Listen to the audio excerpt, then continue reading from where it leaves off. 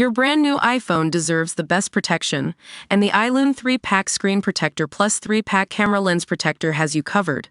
Don't take risks with your iPhone. Click the link in the video description to shop now on Amazon. Eddie Izzard and Shabna Giladi expose the madness at the heart of the gender wars.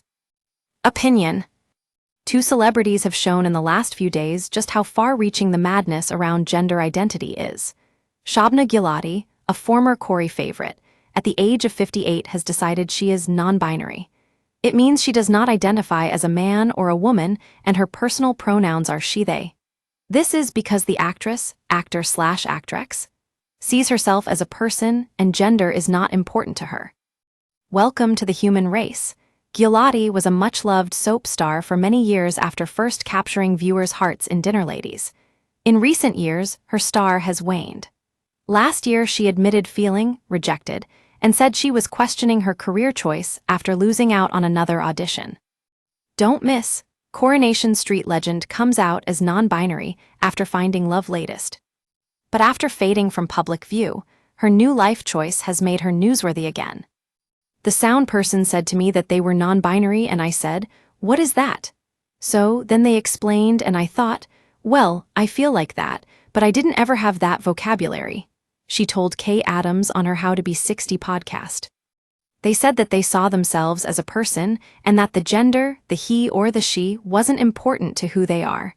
And I thought, that's all I've ever thought. Giladi said she has learnt from our younger generation what that might look like in terms of a word, because I know what it feels like in terms of being me. Which cuts straight to the heart of the rows over sex and gender, because everyone can only ever feel what it is like to live a life in terms of being me. So when a man says he feels like a woman, he has no possible way of ever knowing what that is. Often what it appears to mean is, I like wearing women's clothes, and clothes do not maketh the woman.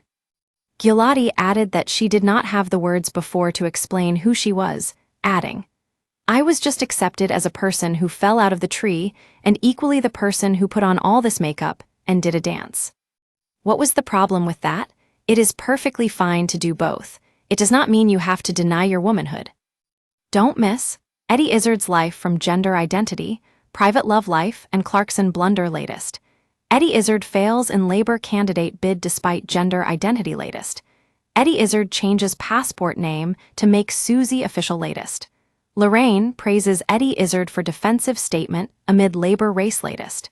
Jeremy Clarkson struggles to remember Eddie Izzard's pronouns latest. We use your sign-up to provide content in ways you've consented to and to improve our understanding of you. This may include adverts from us and third parties based on our understanding. You can unsubscribe at any time. Read our privacy policy. The announcement came a few days after the BBC got into trouble over an item on Radio 4's PM program, where Susie, Eddie Izzard was referred to as he.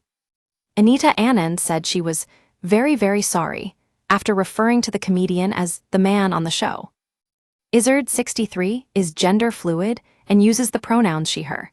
The comic has previously said he does not mind if other people refer to him as male, but that makes no difference, and Izzard must surely know that. After announcing he is gender fluid, which means he feels male some days and female others, the national broadcaster is left tying itself in knots to accommodate this. If Izzard changes his mind frequently, how is anyone else supposed to keep up? But so-called misgendering is a terrible sin under the rules set by the extremists, which are so complicated that most people can only fall foul of them, making them some form of phobe and the other person a victim.